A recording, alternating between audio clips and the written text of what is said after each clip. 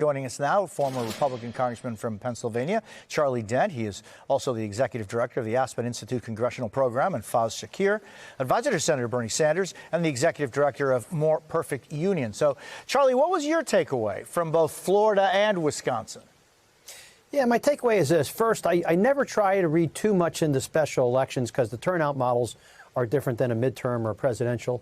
You may remember in 2023, Democrats did very well in the Supreme Court race in Wisconsin, but only to lose the state to President Trump in 2024. That said, if I'm a Republican, I should be very nervous. Between Lancaster, Pennsylvania last week, Wisconsin last night, and Republicans underperforming pretty significantly in two very ruby red districts, it's clear that the Democrats are very angry and energized and motivated. And that they are cutting into Republican margins. So if you're a Republican who's going to run in anything that's less than about a plus 10 Republican 10 district, you're going to be in one of those seats. You're going to have to be in for the fight of your life. So Republicans are in the headwind. Charlie, I mean, just looking at the two Florida districts, I mean, they both went for what, plus 30, with the other one plus 36, not only for Trump this last time, but also even the electoral battle between Republican and Democrat. Is this a change, or do you think because of the special election nature of it, it was just a matter of fewer people coming out? Well, there are always fewer people coming out, and I think Democrats tend to do better with these voters in these special elections. They do a better job turning out. But again, having said that, these are districts that should not have even been contested. I mean, these are, again, such ruby red plus 36, plus 30 districts for Republicans. They shouldn't be competitive. And those margins were essentially cut in half. And we saw the same thing in Lancaster, Pennsylvania last week, in one of the most Republican and conservative areas of the state. In fact, it's the most Republican performing area of the state since Abraham Lincoln. And they lost a state Senate seat. They never lose there. So with a solid Republican candidate. So as I'm looking at this, Republicans know they're going to be in for a really tough midterm because of all the chaos, the Doge, and probably the tariffs, the economic anxiety. So they're going to be running into a strong wind. And they have to just be ready for it. Faz, what do you think is the message from last night's results?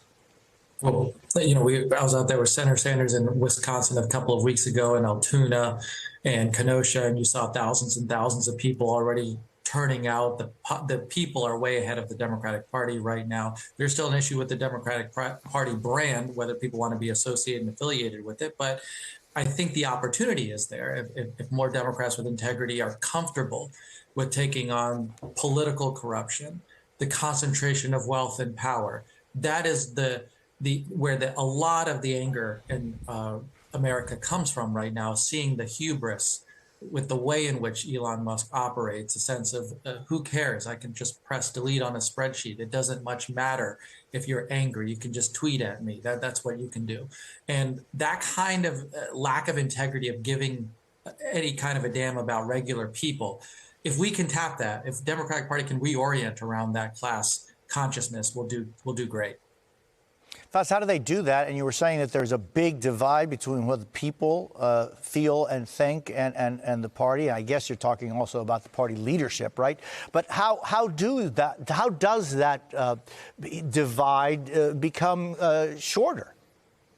Well, I do think there's an opportunity for persuasion at this moment. There's a lot of people who voted for, Trump or didn't sat out this election. And I would have them at the forefront of our minds as people we want to recruit back. People are upset at government. It works inefficiently, and they're right about that. But do you believe in an arsonist to come in and just mow down the government? Or do you want intelligent and good government reforms, people who would cut the Pentagon budget, who would take on Medicare Advantage overpayments and audit the Fed or do things. But who never have, Faz, who never have. It just seems like none of them actually has. Nobody. But I think that people are getting this message that you've got to be for a government reform that makes sense. I do think there's a shift going on. And my argument, Jose, is that people are sensing it. If you watch some of the Florida candidates, by the way, when they were campaigning, Josh Wheel and others, they were talking in a very different populist way than you would have normally seen Democrats talking. And I'm happy about that.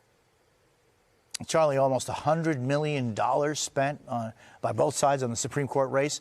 Musk spent plus 20 or so.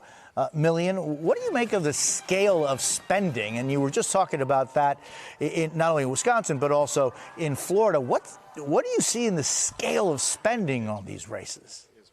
Well, yeah, it's not just this Supreme Court race was astounding in terms of the amount of money spent, but we're also seeing it in these congressional races. The amount of money spent in my old congressional seat was staggering. I think it was well over $20 million. I've forgotten the exact numbers. These numbers are just enormous. And I don't know. I mean, maybe at some point we hate to use the term campaign finance reform because every time we fix the system, it seems to get worse. But I'm not sure I have an answer to this question. But between the super PACs, the 501c4s, wealthy individuals are just dumping money in on both sides, and the stakes are high. And we're going to continue to see this, even in what I would consider to be lower profile races like a state Supreme Court race. Yeah, in fact, just going back to the point that you were just mentioning about that divide, Democratic Senator Cory Booker set a record for the longest continuous Senate speech after speaking for more than 25 hours in opposition of the president's agenda. Here's part of his closing remarks last night. I don't think that our founders would have ever imagined a body like this, with black people on both sides. Was abruptly stopped, along with vaccination programs and programs for stopping diseases such as Ebola, monkeypox. I believe that there is an urgent crisis in our country that we are not talking about. It's not a left-right crisis, it's a right-wrong crisis. It's a moral moment, and again, in America that's going to define our character, about who we are and what we stand for. And Faz, back to the issue of some people saying it's time to go past talking and seeing action. Is Senator Booker one of the emerging voices of the new Democratic base? Well, I think he was right to employ this tactic, which is to say, I'm going to hold the floor and I'm going to meet a couple of things here. One is I'm going to educate people about what is going on, and you're going to see the way in which I engage education of what's going on. I'm going to show you a desire for a fight, a desire of spending, emotional capital to kind of compel you around a different vision of government. I think people are hunting for integrity at this moment. The point Charlie made, money influences all. Money influences our economy. Money influences our politics. Who is willing to stand up against it? And I would say on that point, there's been efforts to try to rein in super PAC spending. In fact, in the last election cycle, Maine passed a ballot measure to say super PACs shouldn't be able to just give whatever into a race in Maine. And I think I'd like to see more states take these efforts and say, hey, we're not going to allow our elections to be bought by just the highest funder, because otherwise it turns into a downward cycle until we get to public financing of campaigns, which is where I'd like to go. Charlie Denton and Faz Shakir, thank you both so very much.